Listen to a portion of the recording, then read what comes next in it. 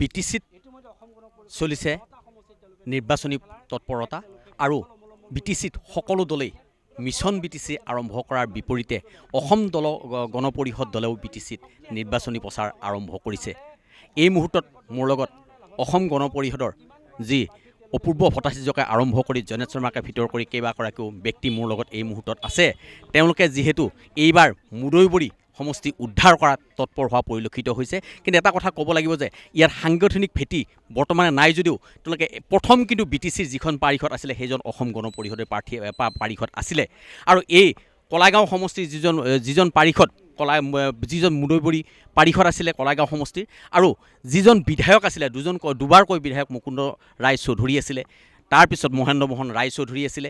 তাৰপিছতো কিন্তু ইয়াত আচলতে যিজন পাৰিষদ প্ৰথমবাৰৰ বাবে জিকিছিলে তাৰপিছত কিন্তু ইয়াত তেওঁলোকৰ ইমান এটা তেওঁলোকৰ যি প্ৰাৰ্থিত্বৰ বা যি সাংগঠনিক ভেটি দৃঢ় দেখা পৰিলক্ষিত হোৱা নাছিলে। এই মুহূৰ্তত মোৰ লগত অপূৰ্ব কুমাৰ ভট্টাচাৰ্য আছে, তেওঁলোকৰ পৰা পুনৰ মই জানিবলৈ চেষ্টা কৰিম। কি ক'ব, যিহেতু সাংগঠনিক ভেটি আপোনালোকৰ ইমান সুদৃঢ় নাছিলে, কিন্তু ইয়াৰ প্ৰথম পাৰিষদজন এজিপিৰে আছিলে, কিন্তু এতিয়া আপোনালোকে এইবাৰ উদ্ধাৰ কৰিব পাৰিবনে? মানে শুই থকা দলীয় কৰ্মীসকলৰ ক্ষোভৰ উমান লৈয়েই দলৰ এইবাৰ শীৰ্ষ নেতৃত্বই দলৰ মাননীয় সভাপতি অতুল বৰা ডাঙৰীয়া, কাৰ্যকৰী সভাপতি কেশৱ মহন্ত ডাঙৰীয়াই এটা সিদ্ধান্ত লৈ বিটিআৰ নিৰ্বাচনত আমি অংশগ্ৰহণ কৰাটো চূড়ান্ত কৰিছে। আৰু সেই মৰ্মে এখন সমিতি গঠন কৰি দিছে। অভয়াপুৰী সমষ্টিৰ প্ৰাক্তন বিধায়ক ভূপেন ৰায় ডাঙৰীয়াক সভাপতি হিচাপে লৈ এখন বিটিআৰ নিৰ্বাচন পৰিচালনা সমিতি, আৰু সেই নিৰ্বাচন পৰিচালনা সমিতিয়ে ইতিমধ্যে যি বৈঠক অনুষ্ঠিত কৰিছে সেই বৈঠকত আমি অগ্ৰাধিকাৰ ভিত্তিত প্ৰায় 10টা সংসদীয় সমষ্টি আমি নিৰ্বাচন কৰি লৈছোঁ। আৰু যেতিয়াই ঘোষণাটো কৰিছোঁ তেতিয়াই দেখিছোঁ দলৰ কৰ্মীসকলৰ মনত এটা প্ৰচণ্ড উৎসাহ আহিছে। আপুনি আজি মুদৈবৰীৰ এইখন সভা, এইখন আমি কেৱল প্ৰতিনিধিমূলক সভাই পাতিছোঁ, বিষয়ববীয়াসকলক মাতিছোঁ।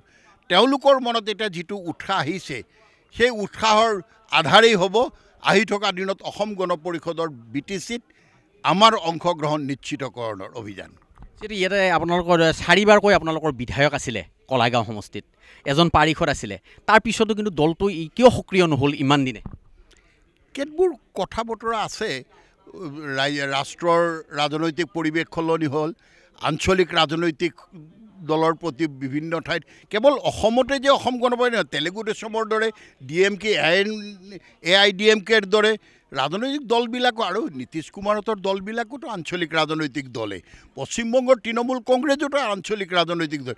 আচলতে হৈ যায় কেতিয়াবা আঞ্চলিক ৰাজনৈতিক শক্তিবিলাকে কেতিয়াবা অলপ স্থবিৰ হৈ যায়। কিন্তু বৰ্তমান আমি সকলোৱে কঁকালত টঙালি বান্ধি ওলাইছোঁ। পুনৰবাৰ অসম আৰু অসমবাসীৰ প্ৰতি থকা আমাৰ যিটো দায়বদ্ধতা, জন্মলগৰ যিটো প্ৰতিশ্ৰুতি, ৰাজ্যখনত বসবাস কৰা প্ৰতিটো খিলঞ্জীয়া মানুহৰ স্বাভিমান ৰক্ষাৰ বাবেই বিটিচি নিৰ্বাচনত অসম গণ পৰিষদ দলে আমি এবাৰ অংশগ্ৰহণ। বিজেপিৰ ইয়াত এটা পাৰিষদ আছে, আপোনাৰ ভাবেনে আপোনালোকে বিজেপিৰ পাৰিষদজনে আপোনালোকক এৰি দিব বুলি? নহয়, ইয়াততো এৰি দিয়াৰ প্ৰশ্ন অহা নাই। যিদৰে অলপতে সমাপ্ত হোৱা পঞ্চায়ত নিৰ্বাচনত আমি তৃণমূলততো কোনো ধৰণৰ মিত্ৰতা নাছিলে, কিন্তু আঞ্চলিক পঞ্চায়তৰ সদস্য বা জিলা পৰিষদৰ মিত্ৰতা আছিল। ক'ৰবাত মিত্ৰতাৰ মাজত অকণমান হৈছে। একেলগে এটা ডাঙৰ পৰিয়াল থাকিলে দুই এটা কথাটো উফৰা-উফনি হ'বই। কিন্তু আমাৰ উভয়ৰে লক্ষ্য সমৃদ্ধিশালী অসম। অসমৰ সন্মানীয় মুখ্যমন্ত্ৰী ডক্টৰ হিমন্ত বিশ্ব শৰ্মাই ৰাজ্যখনৰ বিভিন্ন প্ৰান্তৰ যিটো বিকাশ আৰু অনিৰুদ্ধ যাত্ৰা আৰম্ভ সপোন দেখিছে, তেওঁৰ সৈতে আমি সহযোগ কৰিবৰ কাৰণে অসম গণ পৰিষদ দলে আমি আগবাঢ়ি আহিছোঁ। কেইটা চিটত আপোনালোকে প্ৰতিদ্বন্দ্বিতা কৰিম বুলি ভাবিছে ওদালগুৰি জিলাত? নহয়, এতিয়া এই মোৰ ওদালগুৰি জিলাত আমি অগ্ৰাধিকাৰ ভিত্তিত 3টা সমষ্টি আমি বাছি লৈছোঁ। আৰু এই 3টা সমষ্টি আজিৰ বৈঠকখনৰ যিটো আমি দেখিছোঁ স্পিৰিট, এইটো সঁচা কথা ক'বলৈ গ'লে খুব সোনকালে আমি আপোনালোকক আৰু ভাল খবৰ দিবলৈ সক্ষম হ'ম। মোৰ লগত এই মুহূৰ্তত প্ৰাক্তন মন্ত্ৰী জয়নাথ শৰ্মা আছে, তেওঁৰ পৰা মই জানিব বিচাৰিম আপুনি মুদৈবৰীলৈ কি বাৰ্তা লৈ? চাওক, কথাটো আপোনালোকে যিটো কথা তেখেতক প্ৰশ্নটো কৰিছে যে আমাৰ সংগঠন নাই বুলি, আমাৰ সংগঠন অলপ দুৰ্বল হৈছে, কাৰণ এটা দীঘলীয়া সময়ৰ কাৰণে আমি ক্ষমতাত নাই। কিন্তু মনত ৰাখিব, আমাৰ ভোটাৰ আছে, আমাৰ ৰাইজ আছে, আমাৰ সমৰ্থক আছে। কিন্তু আপোনালোকৰতো দুজনকৈ কেবিনেট মন্ত্ৰী আছে, আপোনালোকৰ বহুকেইজন বিধায়ক আছে, তাৰপিছতো এই প্ৰতিখন জিলাত আপোনালোকৰ সংগঠনবিলাক শক্তিশালী কিয় নহয়, বিশেষকৈ ওদালগুৰি? আপুনি সেইটো কথা নক'ব যে আমাৰ সংগঠনৰ দুজন মন্ত্ৰী থকাৰ কাৰণে আমাৰ সংগঠন হেৰি হৈছে বুলি, মানে সবল হ'ব লাগে বুলি। আমাৰ যিবিলাক সমষ্টি মানে বিভিন্ন কাৰণত আমি ক্ষমতাৰ পৰা বিৰত থকাৰ কাৰণে আমাৰ কৰ্মীসকল সক্ৰিয়ভাৱে থকা নাই। আপোনালোকে যিটো ভাবিছে আমাৰ সংগঠন শক্তিশালী নহয়, সেইটো নহয়। আমাৰ কৰ্মীসকল যিদিনাই সক্ৰিয় হৈ উঠিব সেইদিনাই শক্তিটো আপোনালোকে দেখিব। BTR নিৰ্বাচনৰ পিছে পিছে বিধানসভা নিৰ্বাচন হ'ব, যিহেতু চিপাঝাৰ কালাগাঁৱৰ সমীপৱৰ্তী চিপাঝাৰ সমষ্টি পৰিছে, কি হ'ব? আজিলৈ আপোনালোকে BTRৰ নিজৰ ওপৰতে ব্যস্ত থাকক। চিপাঝাৰৰ কথাটো আমি পিছলৈ ক'ম।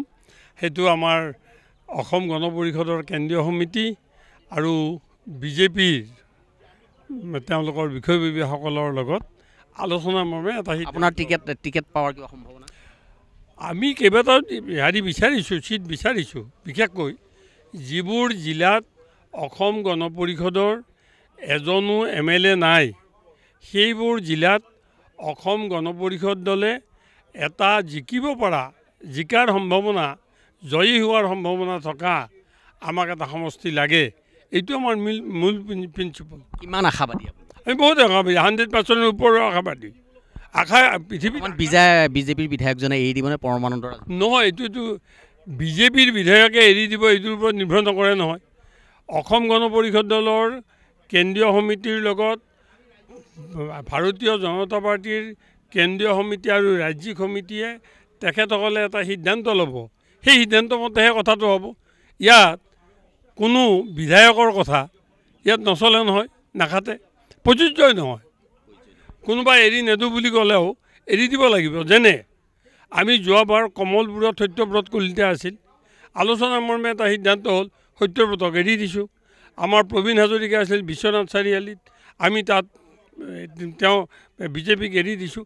এনেধৰণে আমি যেতিয়া ছেক্ৰিফাইচ কৰিছোঁ, বিজেপিও ছেক্ৰিফাইচ কৰিব। মিত্ৰ দলৰ যি সূত্ৰ, সেই সূত্ৰমতে সকলো বিজেপিৰ বিধায়ক বা বিজেপিৰ কৰ্মী বিষয়ববীয়া মানিব লাগিব। দলীয় অনুশাসনত তেওঁলোক ইমান দলীয় অনুশাসনত থকা এটা ৰাজনৈতিক দল, ইয়াতে বিধায়কৰ কথা মতে নচলে নহয়, চলিব কেন্দ্ৰীয় সমিতিয়ে, দুইটা দলৰ কেন্দ্ৰীয় সমিতিৰ নেতৃত্বৰ ওপৰত। হয়, এটা কথা ক'ব লাগে, এইদৰে আচলতে যি BTC নিৰ্বাচনত যি মুদৈবৰী সমষ্টিৰ পৰাই ওদালগুৰি জিলাত মুদৈবৰী সমষ্টিকে ধৰি 3টা সমষ্টিত তেওঁলোকে দাবী কৰিব। আৰু যিহেতু মুদৈবৰী সমষ্টিটো প্ৰথম যি BTC আৰম্ভ হৈছিলে তেতিয়া কিন্তু যে AGPৰ দখলত আছিলে, তাৰপিছত BPF হ'ল, তাৰপিছত এতিয়া বিজেপিৰ দখলত আছে। গতিকে তেওঁলোকে যি বিজেপিৰ অনিৰুদ্ধ যাত্ৰা, যি বিজেপিৰ মিছন BTCৰ লগত সহযোগিতা আগবঢ়ায়, এই চিটটো মুদৈবৰীৰ সমষ্টিৰ, বিশেষকৈ মুদৈবৰী সমষ্টিৰ চিটটো আচলতে AGPক দিয়াটো তেওঁলোকে পোষকতা কৰিছে। আৰু তাৰেই এক সাংগঠনিক সভা আজি ওদালগুৰি জিলাৰ মুদৈবৰী সমষ্টিৰ কলাগাঁৱত হোৱা পৰিলক্ষিত হৈছে। আপুনি বিচৰা বাতৰি পাব কেৱল নিউজ 18 এপত। নিউজ 18 এপ ডাউনলোড কৰিবলৈ স্কেন কৰক এই QR কোড। গুগল প্লে ষ্টৰতো পাব এই নিউজ 18 এপ।